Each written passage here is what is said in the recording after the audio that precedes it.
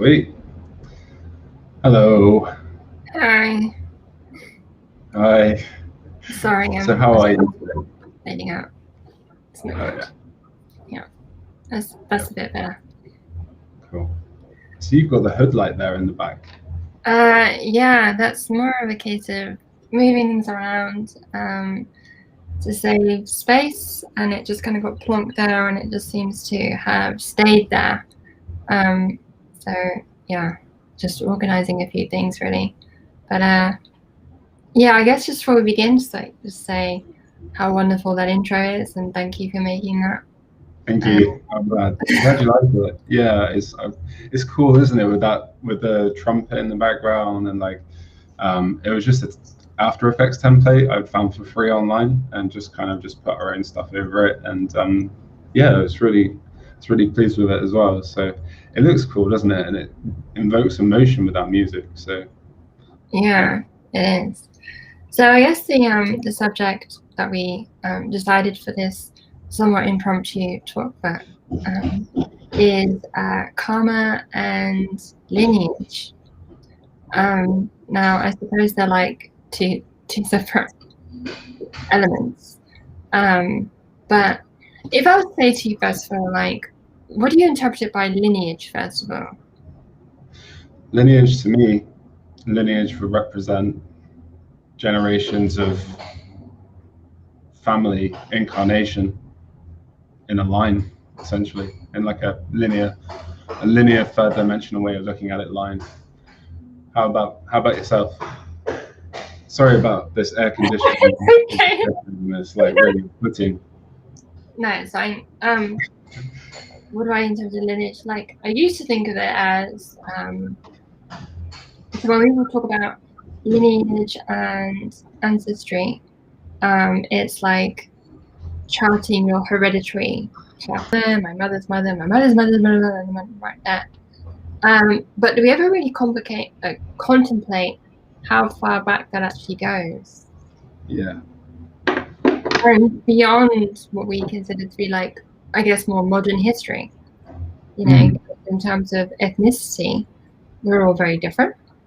But when we see where we came from, like when civilization was being born and the branches were being made, that's when it starts to get really, I don't know, I found it really fascinating. I've been told that I have Orion genetics. All right, how did you find that out? For a channeling session about a year ago now, and it clicked for me as well because I know that I've also got a lot of reptilian connections, incarnations throughout my time in this galaxy, and the Orion constellation is very tied up with like the reptilian aspects. So I thought that was quite interesting when I heard that, and it made a lot of sense. And it's like, so what does that mean to me? Like with my facial features, like my body, my blood type, all of that stuff. And but of course, it would be also, it's such a melting pot throughout the entire world. We probably all got a little bit of each in our blood. But then again, that's not entirely true, is it? Like as we're talking about lineage, it's like not every lineage is, for example, someone you know, whose family is always or ancestors have like been in France for almost 1,000 years. It's unlikely that they would have mingled with like Amazonian people, for example, which would have, I presume, well, yeah, they would have there's different variations in that way, not in a racial sense. But I mean, what I'm reading, sorry, the lighting is appalling, is like, I'm gonna be thinking today actually, why is France called France? Because it used to be called Francia, because it was the land of the Franks, right? Didn't know And that. then, then before that it was something else, and before that something else, and like England is Angleland, land of the Angles, and the Saxons actually came from Germany. But so I guess on one hand you have lineage, which is like bloodlines, and like I say, if you go back further and further and further and further before what we construe as the world and parts of the world has been, if we've gone beyond that layer, then where really does our cultural lines lie? But also, if we look at it from an incarnational point of view, like in this incarnation, I inhabit this body and I have, certain genetic or traits or hereditary lines. But it's interesting because you mentioned about the split between, let's say, European and Amazonian kind of cultures. Well, what if it's the case that the lifetime you had before this one was in Amazonia, and hence, you may not have direct blood lineage, but you have some kind of spiritual incarnational remembrance that echoes. So yeah, like the DNA, like we have our kind of what we can observe of our DNA through a microscope, but then there's the version of that DNA that also exists on the light-based level, on the quantum level. So that's like on the astral level, where when we reincarnate or we have a different incarnation, it's that light-based DNA in a way doesn't ever really leave us. So yeah, you're right. I feel you're right. I mean, there's no right or wrong way of anything, really. That's the way of the universe. It's like the background image of this restream that's all flowy, and it kind of takes you where it needs to go. Yeah. Sorry, I'm really tempted not to carry on with this live because of this hammering. It's really putting me off. So we can stop if you want. I know it's like super,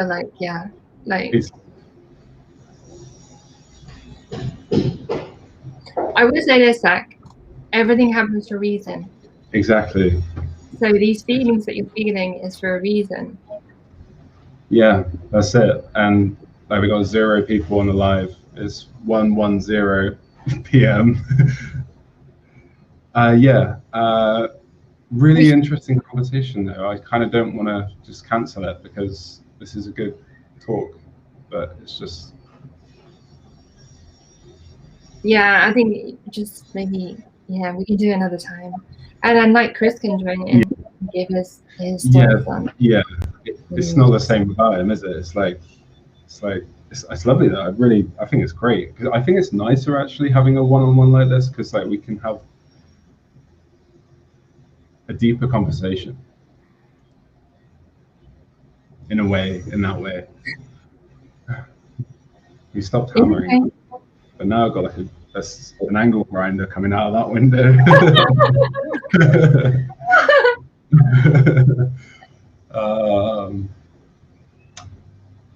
Maybe go for a walk or something.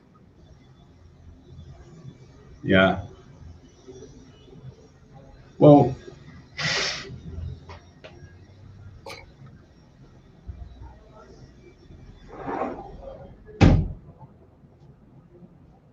that actually helps a lot.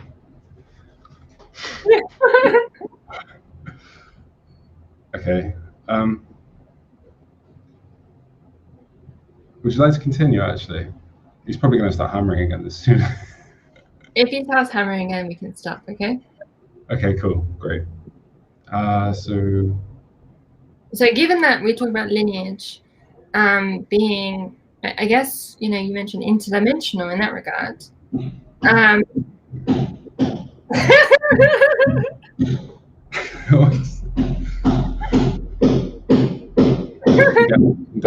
we can do it another time. It's cool. That'd be great. I can see my microphone just going.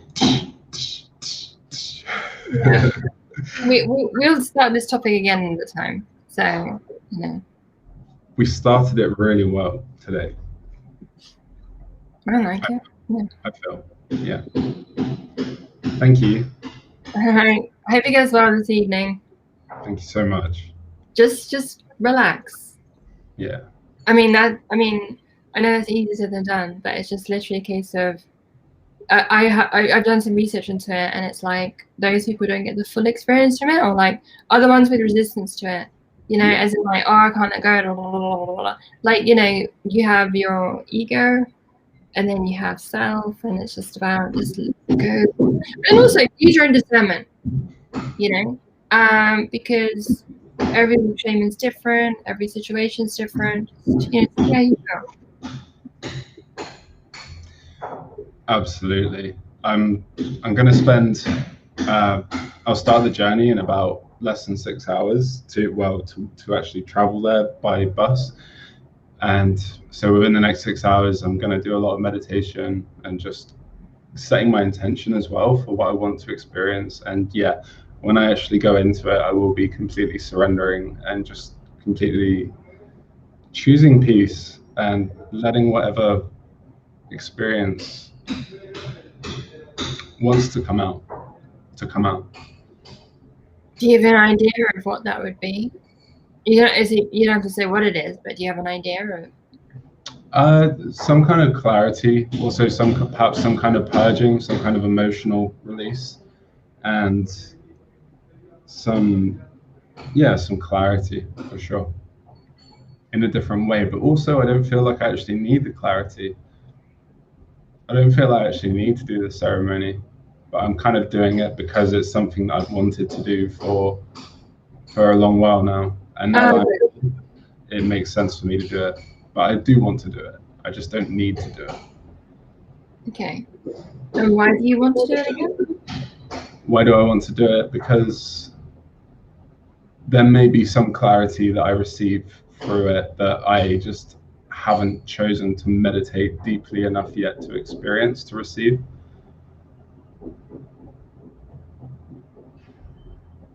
Perhaps. Or maybe it's the kind of clarity that I perhaps wouldn't receive otherwise if I didn't do this. So this is an act of God within manifesting through this evening. I think someone's at your door. Yeah, exactly. This is why we got to cut the feed. All right. Well, I'll speak to you soon. Let us know how it goes. Yeah. I'll probably do a video or something after. I'm not actually going to record it like I did last time. So, yes, look at the hammer. Oh my God! It's right outside. It's not. Bloody hell. Like, hello, I'm right here. Thank you for making this place cooler, because all I got at the moment is a fan. That's enough, isn't it? Yeah. Do you have a wardrobe? It's all right. It does the trick. How hot is it over there at the moment? Today, it's really cool today. It's 27 degrees Celsius. But even at night, like during the coldest hours of night, it will get to about 25, 26 degrees Celsius. So it kind of stays the same temperature all 24 hours a day. Almost. So I guess today you just wear like when you go there, just a tank top or something. Yeah, I'm also the mosquitoes, because we're doing it inside a jungle. So I'm gonna have my my harem pants on, which are gonna protect me from the mosquitoes. I've got a little bottle right there is some citronella bug spray, like natural organic stuff. So and I'm probably just gonna have this t-shirt on, or maybe I'll just get naked, I don't know. But I just gotta watch out for these mosquitoes. Okay. All right. Well, I'll speak to you soon. Thank you so much. Much love to you. You too. Bye. Thank you. Bye.